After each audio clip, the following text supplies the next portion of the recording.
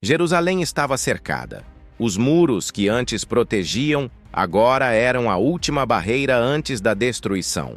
Lá dentro, o povo vivia dias de medo e incerteza. Lá fora, um dos exércitos mais temidos da história, o exército assírio, avançava com uma força esmagadora.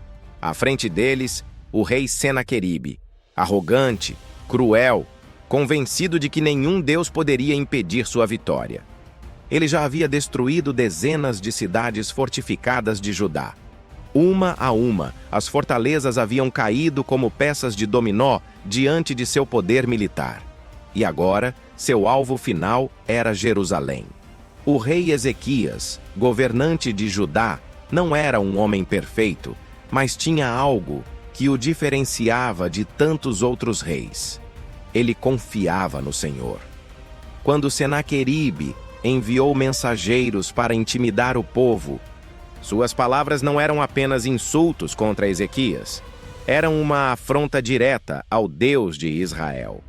O comandante assírio, em alta voz, para que todos ouvissem dos muros, disse: "Assim diz o grande rei, o rei da Assíria.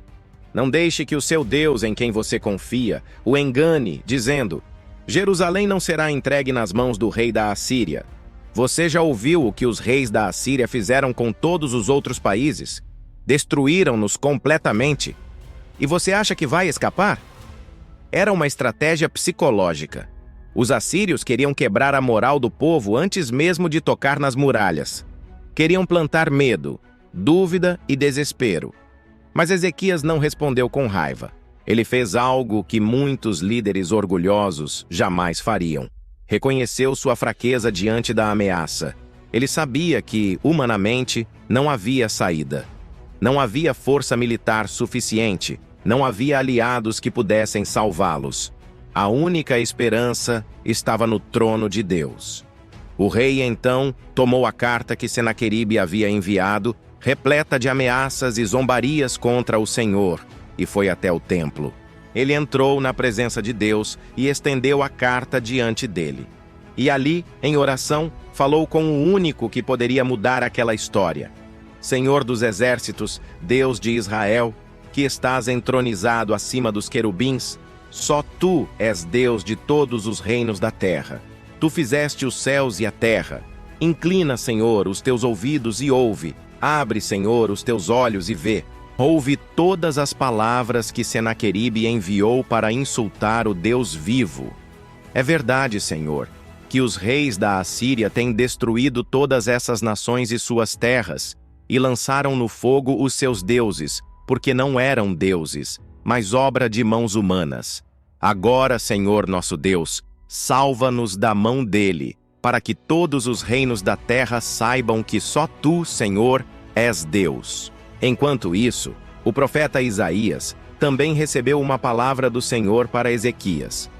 Assim diz o Senhor: Não temas as palavras que ouviste, com as quais os servos do rei da Assíria blasfemaram contra mim. Eu mesmo o farei voltar pelo caminho por onde veio, e ele cairá em sua própria terra. Mas Senaqueribe não desistiu. Mandou outra mensagem ainda mais arrogante, dizendo: Não se deixe enganar pelo seu Deus. Nenhum dos deuses das outras nações o salvou, e o seu Deus também não poderá salvar você. Ele estava cutucando o próprio Criador, desafiando o Todo-Poderoso como se fosse apenas mais um ídolo de pedra. Ezequias, porém, permaneceu firme. Ele não se deixou levar pelo medo, nem se precipitou em ataques desesperados. Sua arma não era espada nem escudo. Era a oração. Ele sabia que uma batalha espiritual não se vence apenas com estratégia humana, mas com dependência total de Deus. Enquanto o exército inimigo cercava Jerusalém, enquanto as palavras de afronta ecoavam, ele escolheu esperar a resposta do céu. Naquela noite, a cidade dormiu cercada, mas Deus não dormiu. No campo dos assírios, os soldados confiavam em sua força, mas subestimavam o Deus que estava prestes a agir. Algo sobrenatural estava para acontecer. Algo que mudaria a história de Jerusalém e mostraria que o Senhor é capaz de salvar sem que uma espada sequer seja levantada. A noite caiu sobre Jerusalém, e o silêncio que tomou a cidade era denso. Do lado de dentro dos muros, famílias oravam baixinho, tentando acalmar crianças que perguntavam se o inimigo entraria ao amanhecer. Do lado de fora, o acampamento assírio estava vivo com o som de passos, vozes e o tilintar de armas. Eles riam, confiantes de que a cidade cairia como todas as outras. Mas havia algo que eles não sabiam. O Deus que eles haviam insultado estava prestes a agir. Enquanto os homens dormiam, um único mensageiro do céu recebeu ordem para descer ao acampamento. Não era uma tropa celestial. Não era um exército de anjos. Apenas um anjo do Senhor. E esse único mensageiro carregava a força do Altíssimo. Em uma única noite, o anjo passou pelo acampamento e silenciou a vida de 185.000 guerreiros assírios. Não houve batalha. Não houve resistência. Quando a manhã chegou, os que se levantaram cedo para dar ordens se depararam com um cenário de silêncio mortal. Todos ao seu redor estavam caídos, sem vida. A notícia correu como fogo. O exército invencível havia sido destruído sem que Jerusalém movesse um dedo.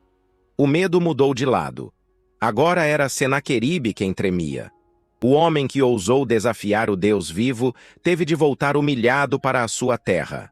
E ali, no próprio templo do seu Deus falso, enquanto o adorava, foi assassinado por 2 de seus próprios filhos. O trono que ele tentou usar para se exaltar contra o Senhor tornou-se o lugar de sua queda.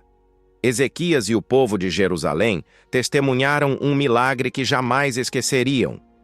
Não foi uma vitória de armas, não foi um triunfo de estratégias humanas. Foi a resposta de um Deus que ouve e intervém quando seus servos clamam. Uma vitória conquistada de joelhos, não com espadas. Essa história nos ensina que não existe inimigo grande demais quando Deus decide agir. Não há cerco tão apertado que a oração não possa romper. Não há afronta tão grave que o Senhor não possa silenciar. Ezequias poderia ter se rendido, poderia ter tentado negociar, mas preferiu confiar plenamente no Senhor. E o resultado foi um livramento tão grandioso que até os reinos vizinhos ficaram sabendo que o Deus de Israel não é como os outros deuses. Hoje, muitos vivem cercados por exércitos de problemas, dívidas, enfermidades, injustiças, ameaças. E assim como Ezequias, a tentação é olhar para a força do inimigo e se sentir pequeno. Mas a verdadeira força não está no tamanho das muralhas, e sim no poder do Deus que está acima de tudo.